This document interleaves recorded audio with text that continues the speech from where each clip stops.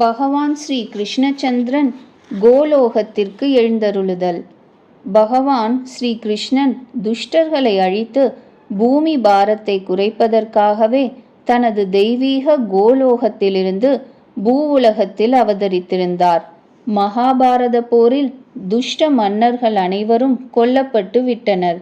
பிரம்மதேவன் பகவானிடம் இனி அவர் தன்னுடைய புனிதமான இடத்திற்கு வந்துவிட வேண்டும் என்று பிரார்த்தனை செய்து விண்ணப்பித்து கொண்டார்.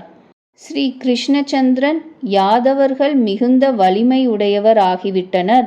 நான் சென்ற பிறகு இவர்கள் மக்களுக்கு துன்பம் தர தொடங்குவார்கள். ஏனெனில் இவர்களுக்கு தங்களுடைய வலிமையினால் ஆணவம் தோன்றிவிட்டது. ஆகவே இவர்கள் தங்களுக்குள் போரிட்டு இறந்து விடுவார்களேயானால் பூமியின் பாரம் முழுவதும் தீர்ந்துவிடும் என்று கருதினார். பகவான் அவதரித்த சமயம் தேவர்கள் தத்தம் அம்சத்தின் மூலம் யதுவம்சத்தில் பிறந்திருந்தனர். பகவான் தேவர்களையும் இப்பொழுது ஸ்வர்க்கத்திற்கு அனுப்பிவிட விரும்பினார். அதனால் ஒரு நாள் சில ரிஷிகள் துவாரகாவிற்கு வந்தனர்.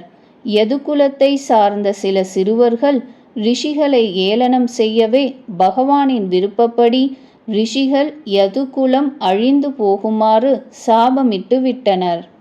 ஸ்ரீ கிருஷ்ண பகவான் குழந்தைகளையும் பெண்களையும் முதியவர்களையும் வேறு இடத்திற்கு அனுப்பிவிட்டார்.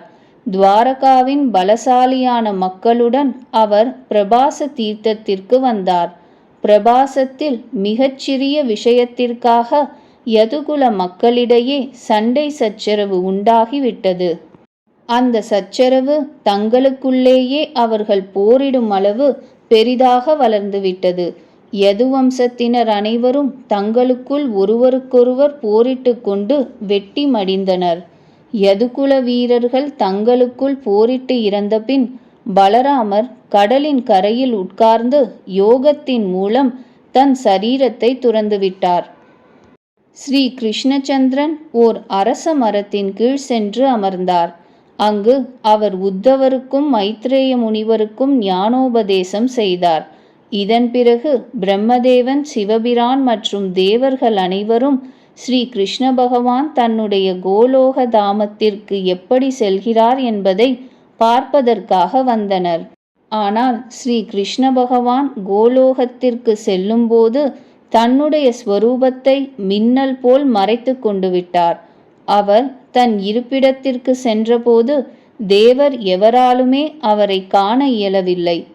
ஸ்ரீ கிருஷ்ண பகவான் தேரோட்டியின் பேர் தாருகன். அவன் பெண்களிடமும் முதியவர்களிடமும் சென்று யதுகுல வீரர்கள் கொல்லப்பட்ட செய்தியை தெரிவித்தான். பெரும்பாலான முதியவர்கள் இந்த துன்பம் தரும் செய்தியை கேட்டவுடனேயே மூர்ச்சையாகி விழுந்து இறந்துவிட்டனர். பெரும்பாலான பெண்கள் தங்களுடைய கணவரின் உடலோடு சிதையில் எரிந்து சதியாகிவிட்டனர். அச்சமயம் அர்ஜுனன் துவாரகாவில்தான் இருந்தார். இறந்த அனைவருக்கும் அவரே இறுதி சடங்குகளை செய்தார்.